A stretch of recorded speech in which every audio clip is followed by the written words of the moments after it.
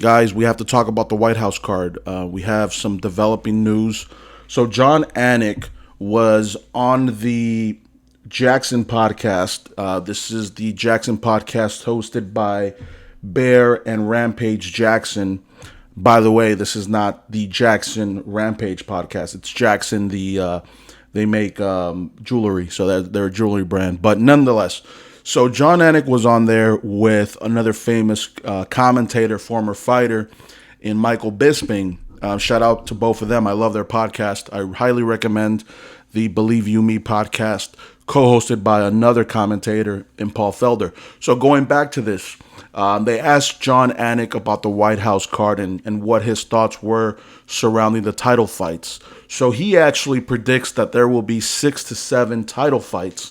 And he brings up a very interesting point, and that is that the next two UFC events are a week between. So we have UFC 324 with 2 championship bouts, obviously the interim lightweight and then the women's bantamweight as the co-main event on January 24th. And then on January 31st, we have Alexander Volkanovski versus Diego Lopez for the featherweight strap as the 3 championship bouts within a week of each other. And I looked at that, and I even, when this first came out, this schedule, I was like, wow, we're getting 2 events back to back. It must be because of the Paramount deal, right? They're trying to start off with a bang if they can't get loaded cards. And mind you, these cards are loaded to begin with for those of us that are initiated. Now, what I even found more interesting as I look back to UFC 323, that took place back on December 6th. So again, it hasn't even been a month since that event. And that was 2 championship fights. Remember, bantamweight, Peter Yan defeating Merab Dvalishvili, and we had the flyweight co-main event with Joshua Van taking the strap via injury, and they made that appear as a KO, TKO. But okay, nonetheless. And then you had UFC 322, which was only 3 weeks prior, if that, December 6th to November 15th, and you had Jack Della, and you also had Valentina Shevchenko. You had the welterweights. You had Jack Della versus Islam, and you had Valentina versus Wei Li. So realistically, by the end of March or post UFC 325, you'll have had close to 8 championship fights within a 3-month span between the end of 2024 and the beginning of 2026. So this is going to be a setup for a very interesting White House card.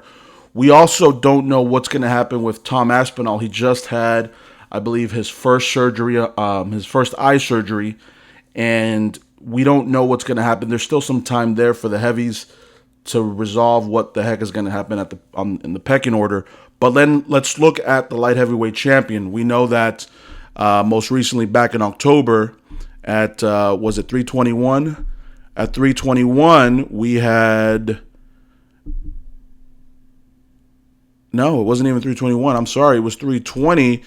We had Alex Pereira, that's October 4th, recapture the light heavyweight championship, right? So, golly, and I'm looking at that co-main event, which was Merab in October, and then to turn around and fight in December. Bro, that dude was a machine. I give him props. What a freaking way, what a champion Merab was. But yeah, so right now, Alex Pereira fought back in October. He also usually has a quick turnaround. So again, I said it in another video. Will they probably just have Alex take a seat and wait to figure out the Jon Jones situation? And if you're Jon Jones, and if Tom Aspinall is not ready to go into the summer, I know Dana said he's not going to put him on that card, but do you put Jon Jones in there with Cyril Gane maybe? And then have Alex fight either rematch against Magomed, although the UFC is not really inclined to do that. And really, whoever you put Alex in there with is going to sell, right? So are going to get viewers at this point, not selling pay-per-views anymore. But you're going to get the viewers regardless of if he wins or loses. So I think he's reached that stratosphere, right? He's nowhere near a Conor McGregor in terms of win losses in his case, but he is on that second tier, right, of star power. So very interesting developments. We could see the first UFC event with 6 to 7 title fights. And guys, to put this in perspective, I looked at the last 3 years. The UFC has held anywhere from 19 to 21 championship events in a calendar year. So you're almost getting 50% of title bouts on that White House card.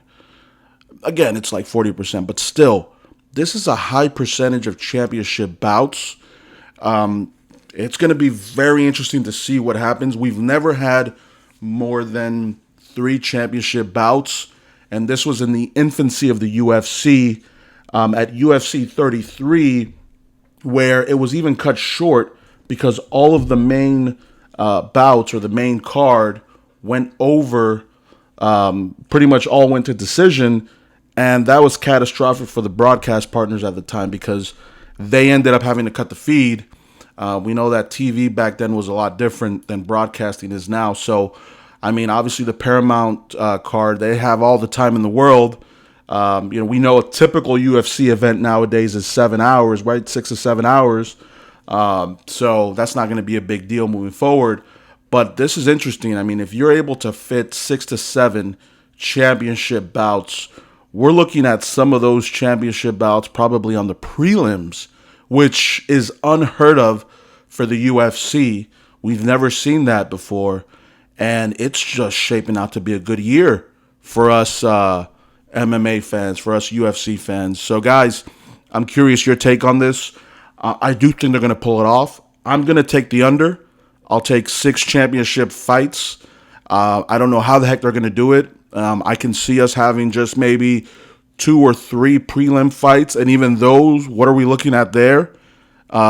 Maybe Dana puts one of the Dana contender or, tough championship bouts on that and call it a day at that point. I mean, what more do you really want? You have a tight 5-6 hour card and just championship bouts. That'll be fascinating if they can pull it off. Drop a like, comment, subscribe. Thanks, guys. I'll catch you next time. Out.